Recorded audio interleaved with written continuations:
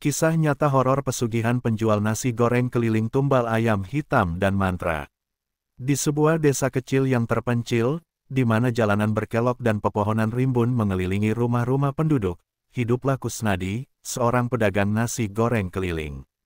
Ia adalah sosok yang dikenal baik oleh masyarakat setempat, meski kehidupannya penuh perjuangan. Usianya yang mendekati 50 tahun membuatnya menjadi salah satu wajah familiar di desa itu. Setiap malam, dia mengendarai sepeda motor tua yang ditarik oleh gerobak kayu, berkeliling dari satu rumah ke rumah lain, menjajakan nasi goreng yang sederhana namun kaya rasa. Di balik senyumnya yang ramah, terdapat beban yang berat. Kusnadi dan istrinya, Rohaya, telah berjuang selama bertahun-tahun untuk memenuhi kebutuhan sehari-hari.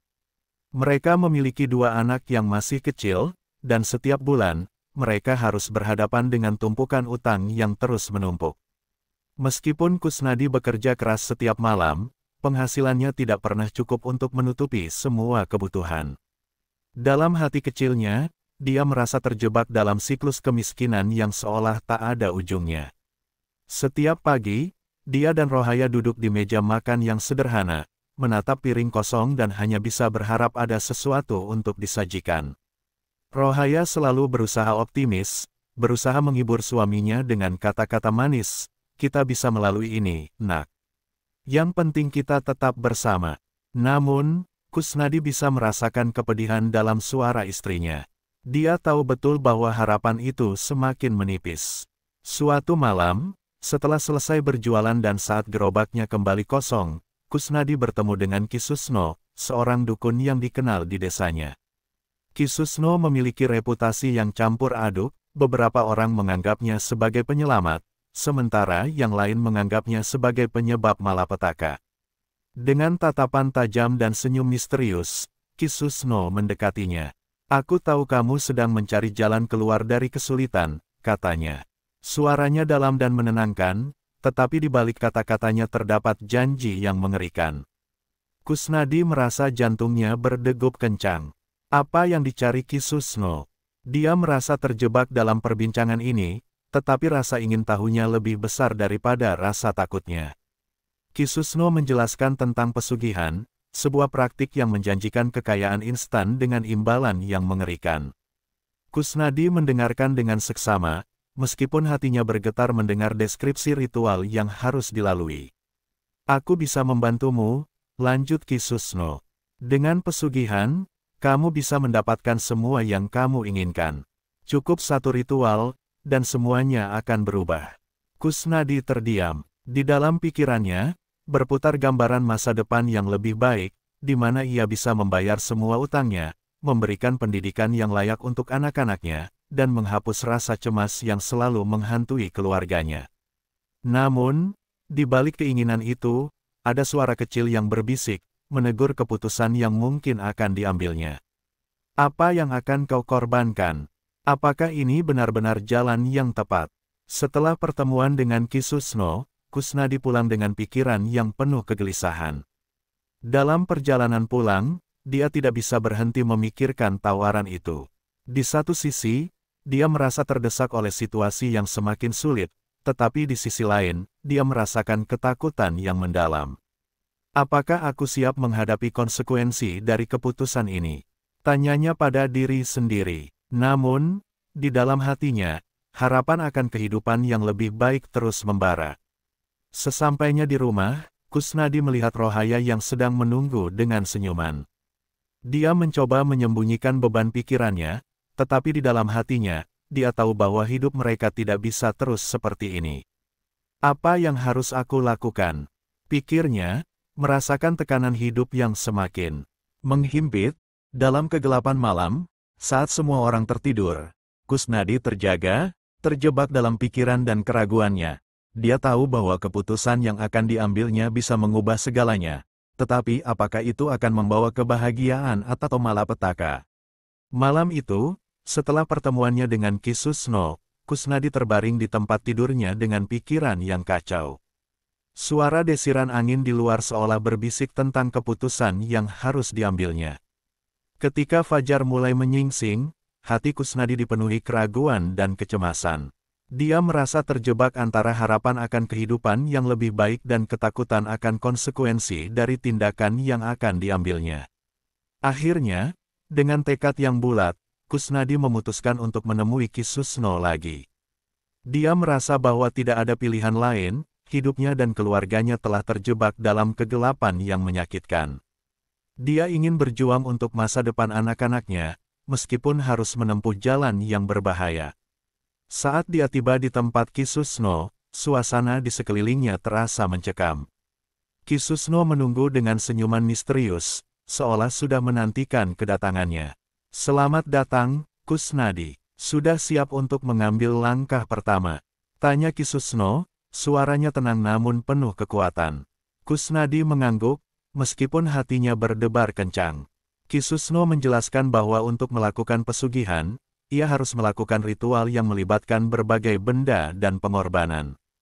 Untuk memanggil entitas yang akan memberimu kekayaan, kamu perlu menyiapkan beberapa hal, ungkap Ki Susno. Darah ayam hitam, kemenyan, lilin hitam, dan mantra tertentu.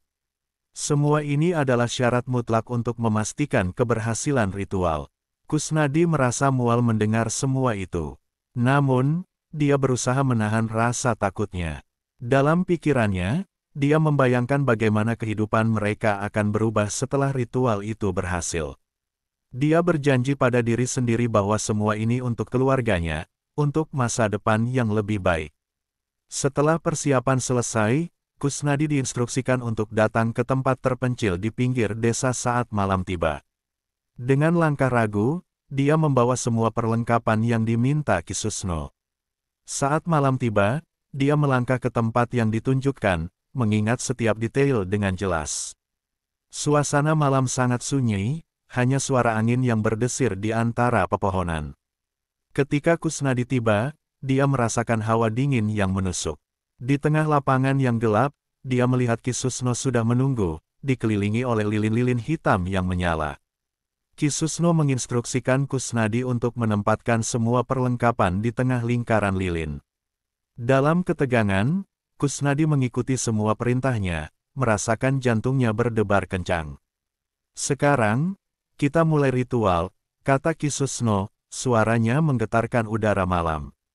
Dia mulai mengucapkan mantra dalam bahasa yang tidak dimengerti Kusnadi, sementara aroma kemenyan mulai menyelimuti area tersebut, menciptakan suasana mistis yang mencekam. Dalam keheningan malam, Kusnadi merasakan ketegangan menyelimuti sekelilingnya. Saat Ki Susno menuangkan darah ayam hitam ke tanah, suasana semakin mencekam. Kusnadi merasa keringat dingin mengalir di punggungnya. Dia mulai merasakan getaran aneh yang membuatnya tidak nyaman. "Apa yang sedang aku lakukan?" pikirnya, tetapi rasa takut itu terpaksa ditutupinya. Dia berusaha meyakinkan diri bahwa semua ini adalah langkah yang perlu diambil. Ki Susno melanjutkan ritual, suaranya semakin keras dan penuh kekuatan. Tiba-tiba, angin berhembus kencang, dan lilin-lilin yang menyala mulai bergetar. Dalam sekejap, Kusnadi merasa seolah ada sesuatu yang tak terlihat hadir di sekelilingnya. Suasana semakin mencekam, dan Kusnadi terdiam, tidak bisa bergerak, terjebak antara rasa takut dan harapan. Ketika Ki Susno mengakhiri mantra, dia menatap Kusnadi dengan tajam.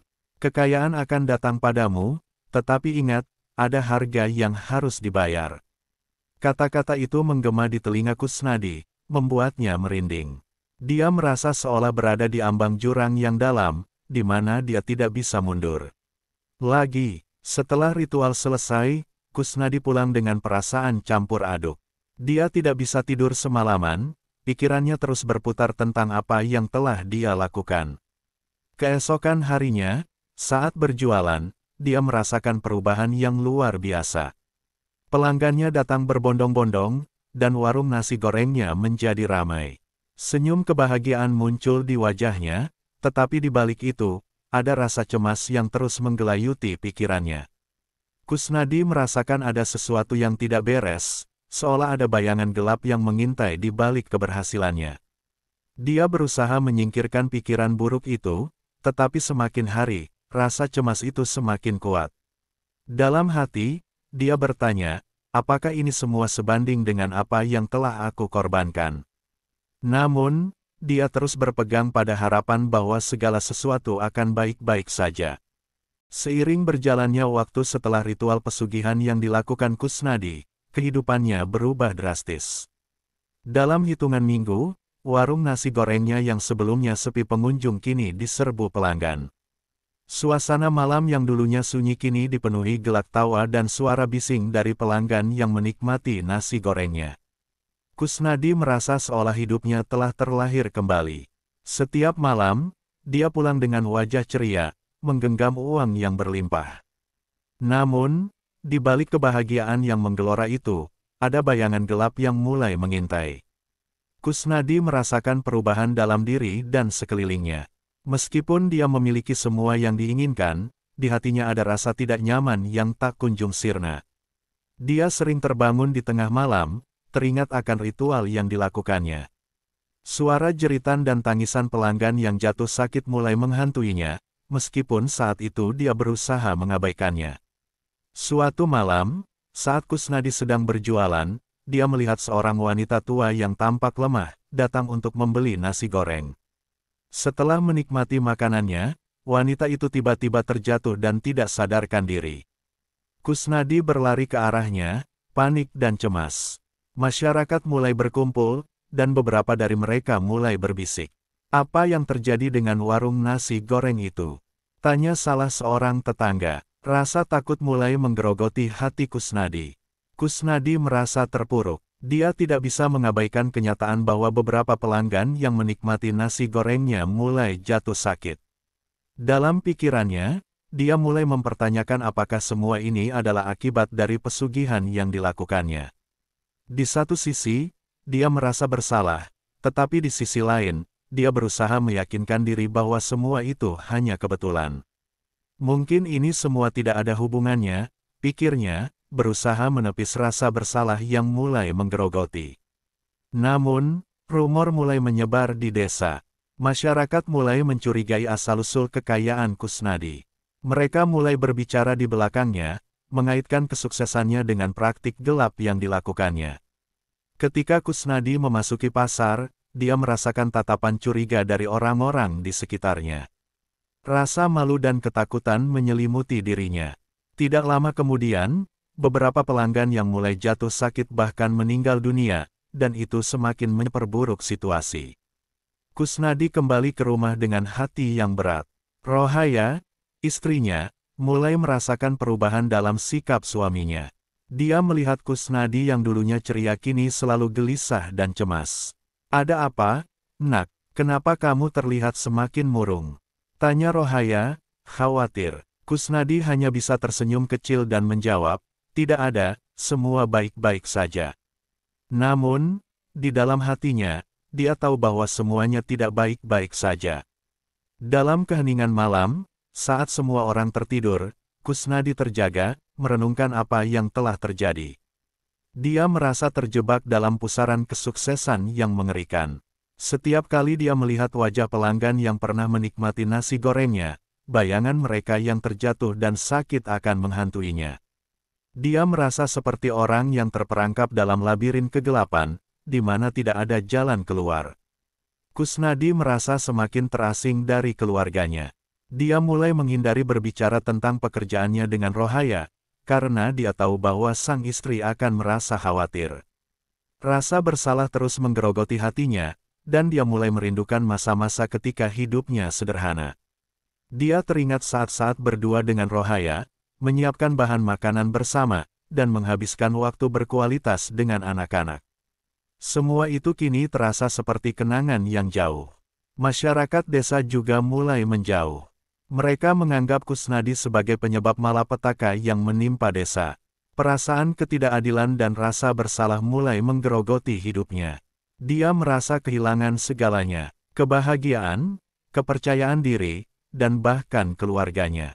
Dalam hatinya, dia bertanya, apakah semua ini layak untuk kekayaan yang aku dapatkan? Apakah aku telah mengorbankan segalanya untuk sesuatu yang tidak berarti?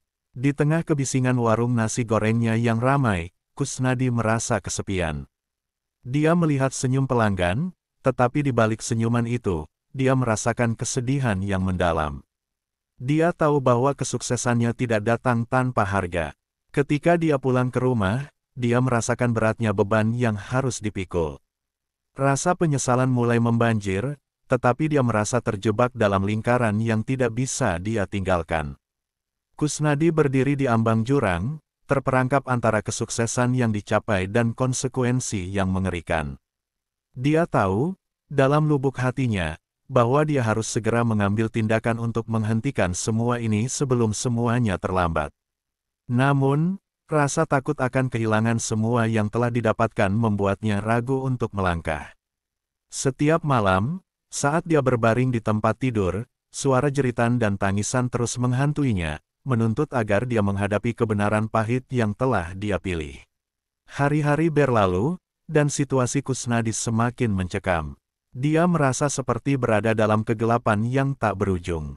Setiap malam, saat dia berjualan, ketidaknyamanan yang menggerogoti hatinya semakin memburuk. Suara tawa pelanggan di warungnya kini terasa menyakitkan, seolah mengingatkannya pada harga yang harus dibayar. Dia tidak bisa mengabaikan kenyataan bahwa beberapa orang yang pernah menikmati nasi gorengnya telah jatuh sakit, dan beberapa di antaranya bahkan telah meninggal. Ketika dia melihat ekspresi cemas di wajah istrinya, Rohaya, hatinya semakin tertekan. Dia merindukan kehidupan yang dulu, saat kebahagiaan datang tanpa rasa takut yang mengintai di belakangnya. Dalam benaknya, dia terus berjuang antara keinginan untuk kembali ke kehidupan yang normal dan ketakutan akan kehilangan semua yang telah dia raih. Suatu malam, Kusnadi terbangun dari tidurnya dengan keringat dingin membasahi dahinya. Dalam mimpinya, dia melihat bayangan seseorang berdiri di sudut gelap kamarnya, mengawasinya dengan tatapan yang menakutkan. Dalam keadaan bingung, dia terbangun dan merasakan jantungnya berdebar kencang. Apa yang terjadi padaku? Pikirnya, merasakan ketakutan meresap ke dalam jiwa. Kusnadi, yang merasa terjebak dalam kesulitan, akhirnya memutuskan untuk kembali menemui Ki Susno. Dia berharap ada jalan keluar untuk menebus kesalahan yang telah dia buat. Dengan langkah ragu, dia pergi ke tempat di mana dia pertama kali melakukan ritual pesugihan. Ketika dia tiba, suasana di sekelilingnya terasa lebih mencekam daripada sebelumnya.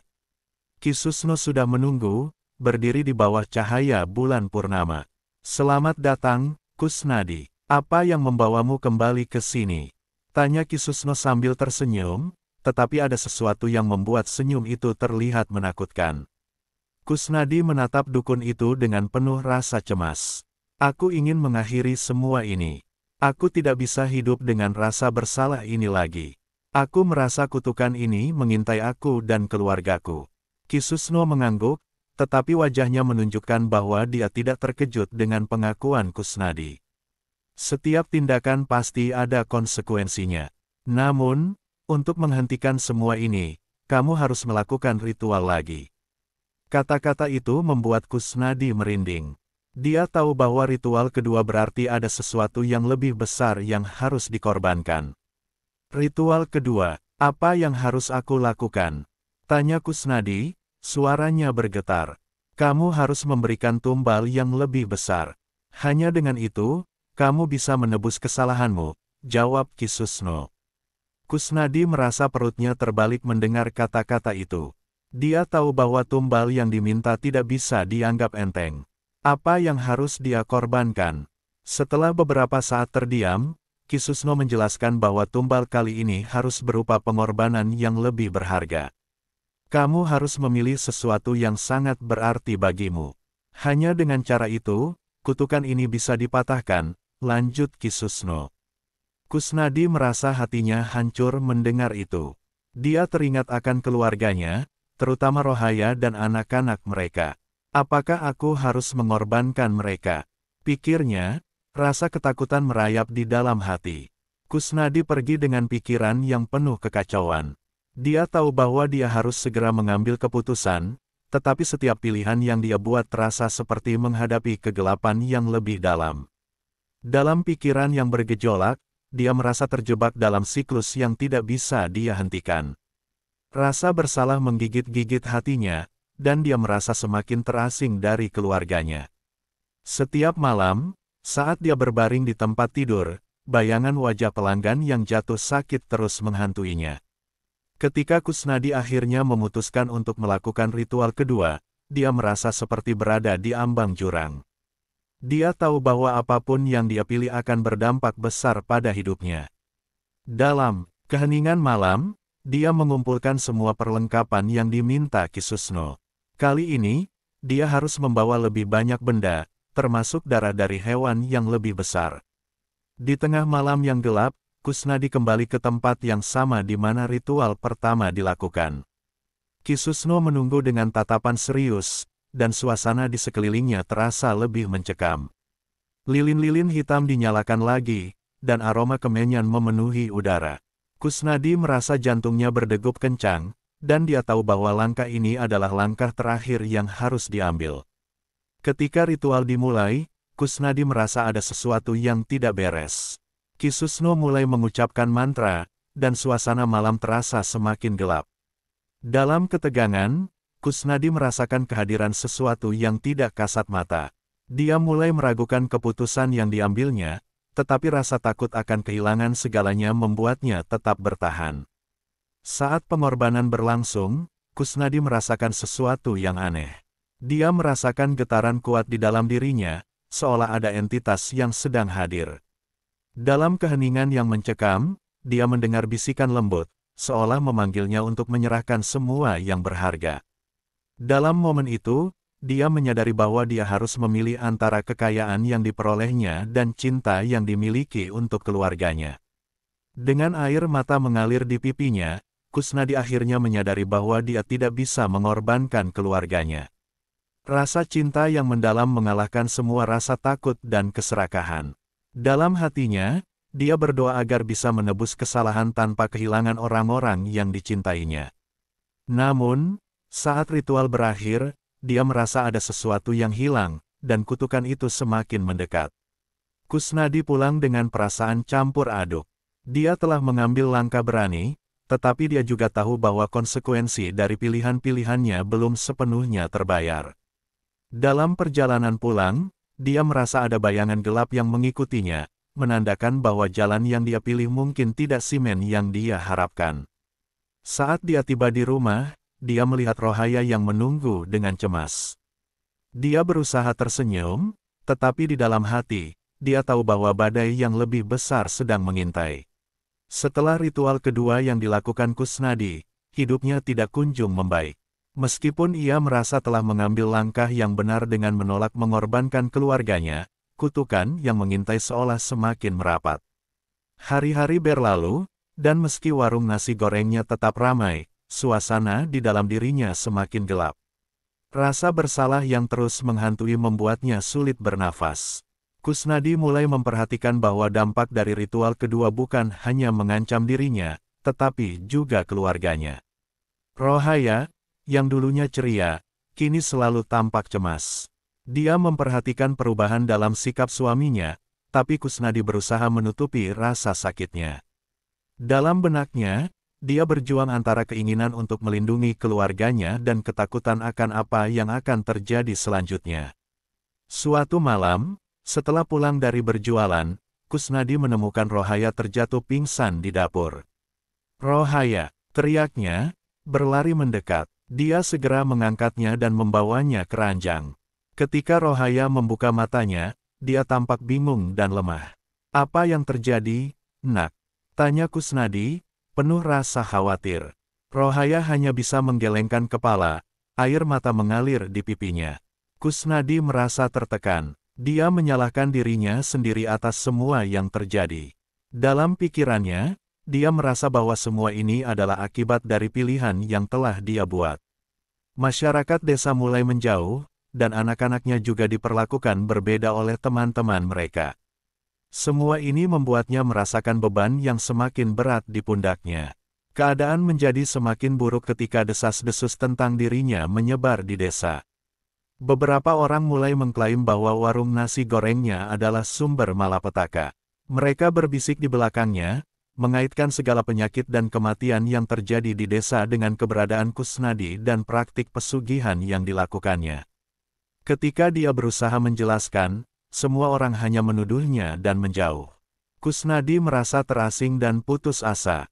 Dia mulai merenungkan semua yang telah terjadi. Apakah semua ini layak untuk kekayaan yang didapat?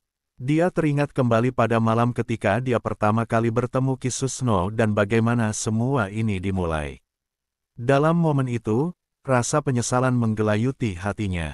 Seandainya aku bisa kembali ke masa lalu, pikirnya, ingin memperbaiki semua kesalahan.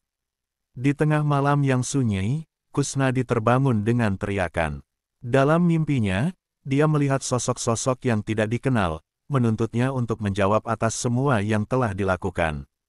Mereka menyeretnya ke jurang yang dalam, di mana dia merasakan kegelapan yang menyakitkan.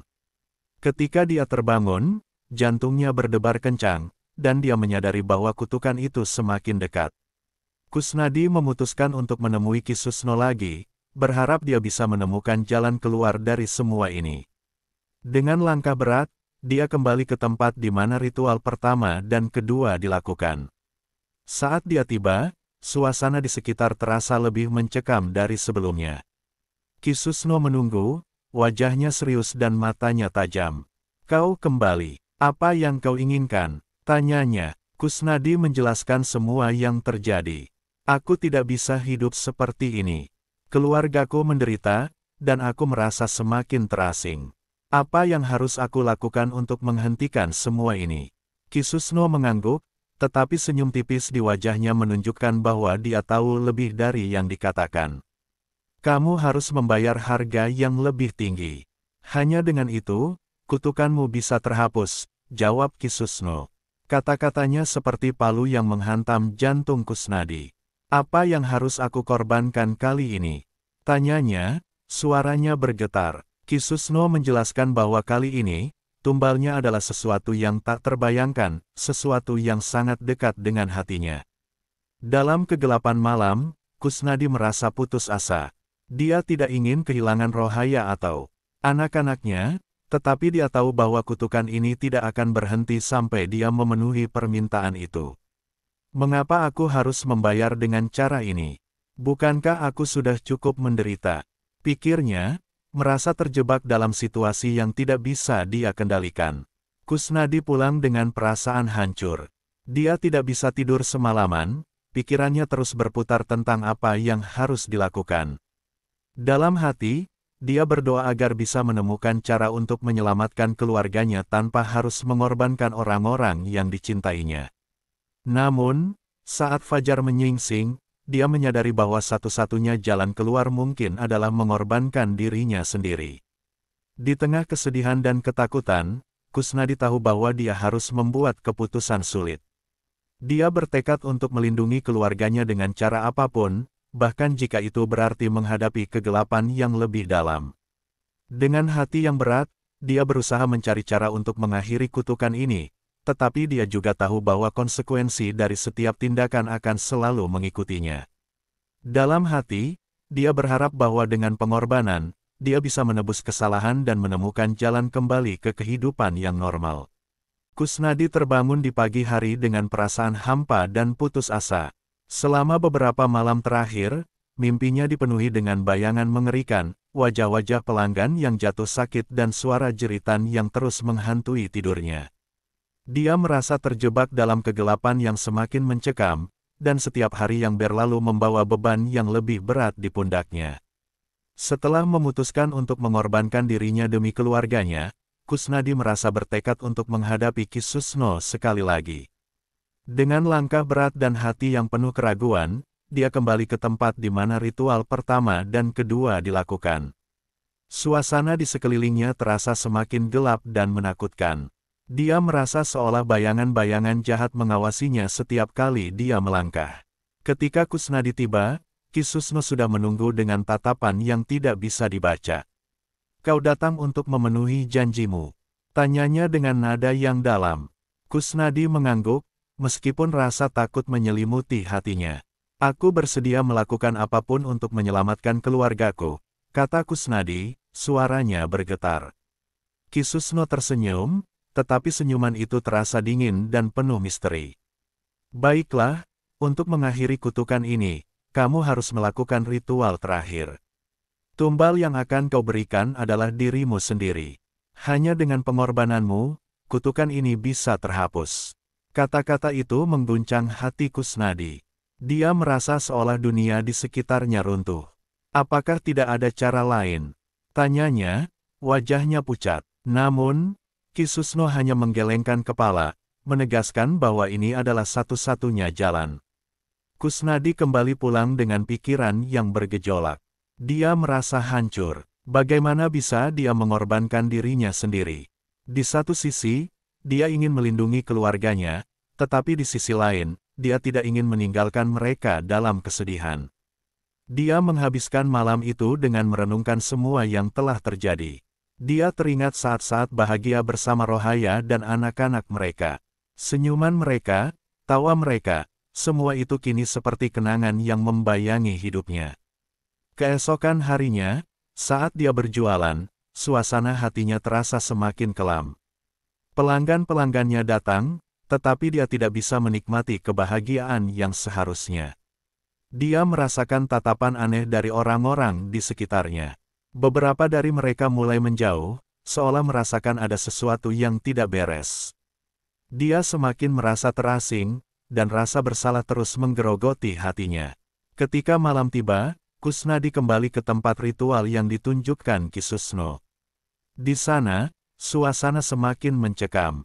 Ki Susno sudah menunggu, dikelilingi oleh lilin-lilin hitam dan asap kemenyan yang menyelimuti area tersebut. Kusnadi merasakan jantungnya berdegup kencang, dan rasa takut menyelimuti dirinya. Namun, dia tahu bahwa tidak ada jalan kembali. Ki Susno memulai ritual dengan mengucapkan mantra dalam bahasa yang tidak dimengerti.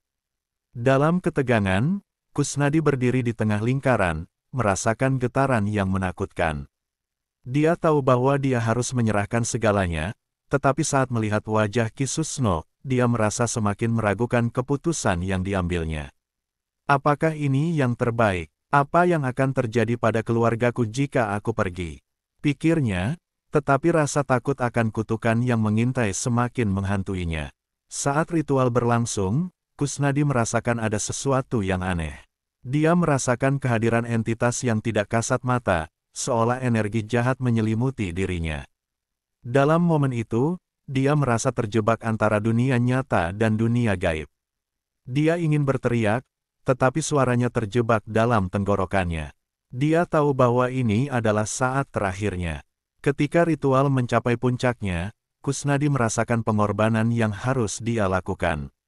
Dengan air mata mengalir di pipinya, dia mengingat keluarganya. Dia berdoa untuk mereka, berharap agar mereka bisa hidup bahagia meski tanpa dirinya. Dalam detik-detik terakhir, dia mengangkat tangannya, bersiap untuk melakukan pengorbanan. Namun, pada saat terakhir, saat dia bersiap untuk mengakhiri hidupnya, suara Rohaya menggaung di pikirannya.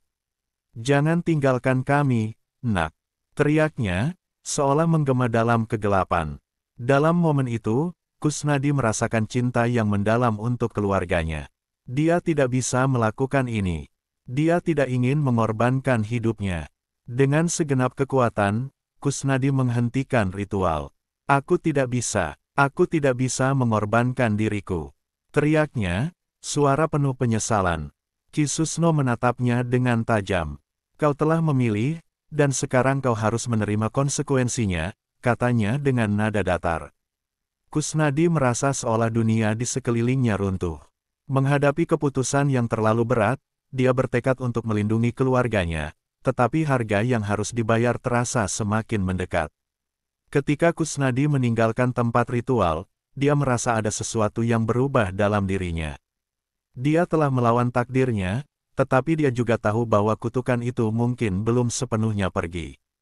Keesokan harinya, dia kembali ke rumah dan melihat Rohaya dan anak-anaknya.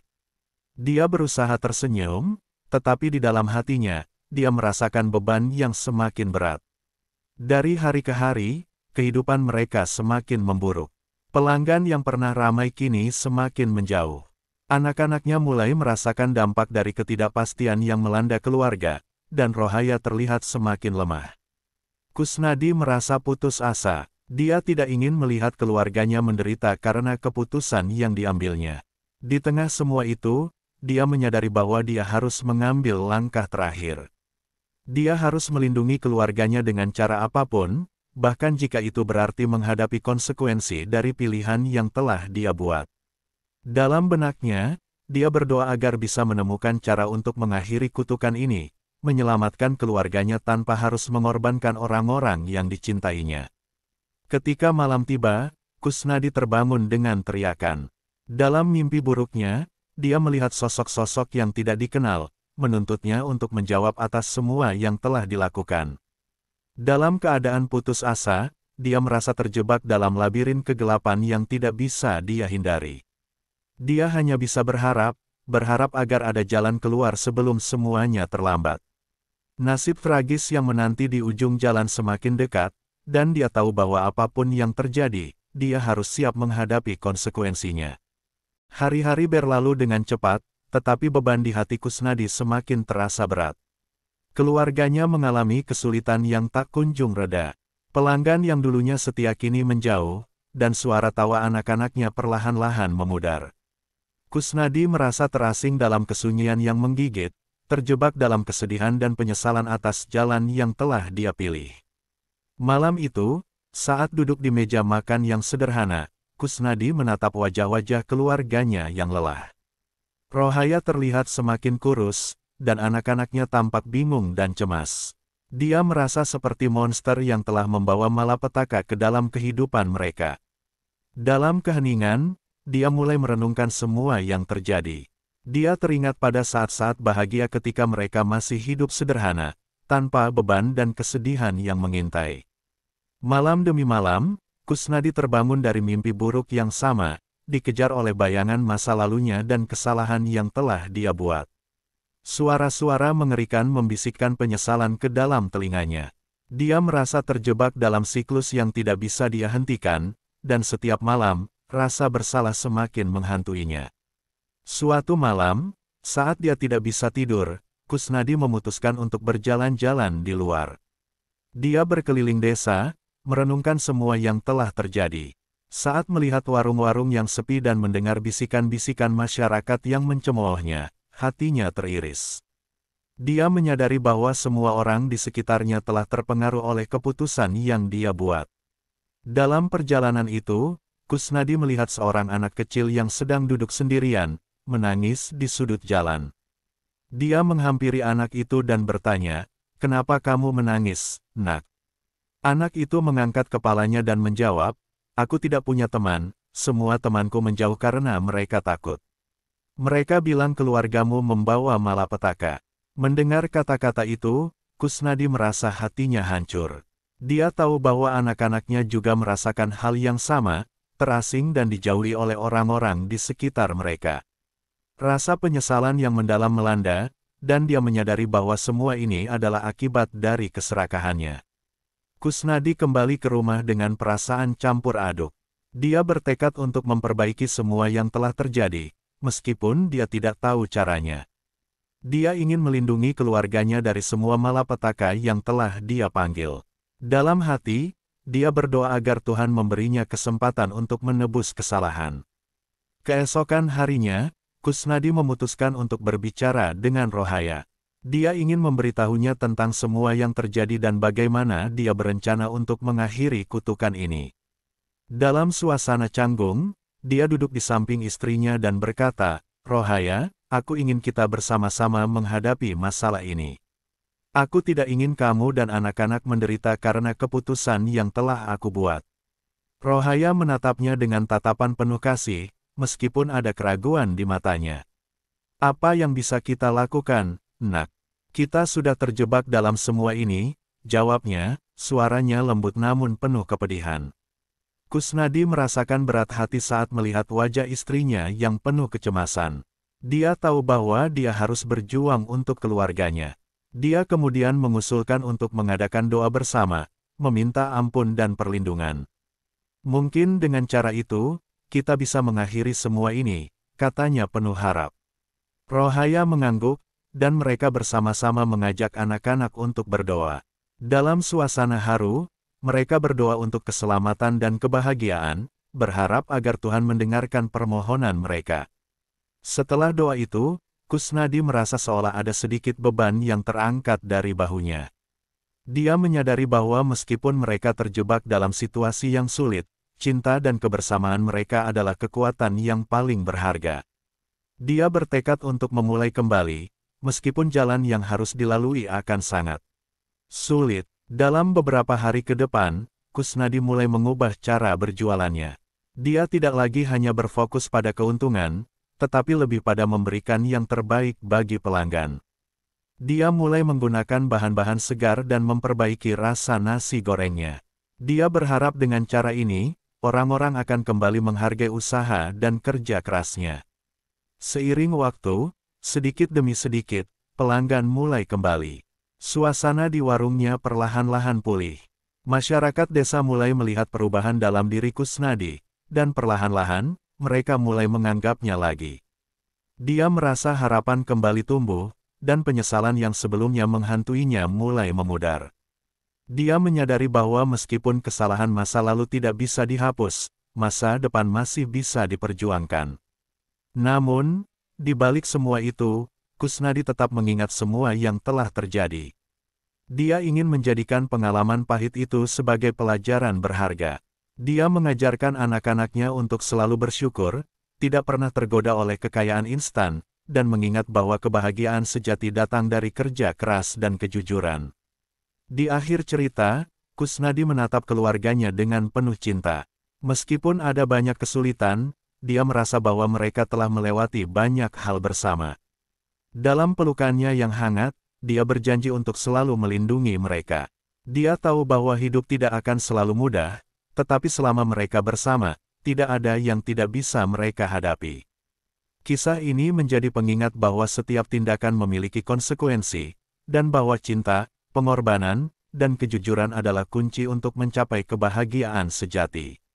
Dalam perjalanan hidupnya, Kusnadi telah belajar bahwa kekayaan yang hakiki bukanlah tentang harta, tetapi tentang hubungan dan kebersamaan yang terjalin dengan orang-orang tercinta. Dan dengan itu, dia akhirnya menemukan kedamaian di dalam hatinya.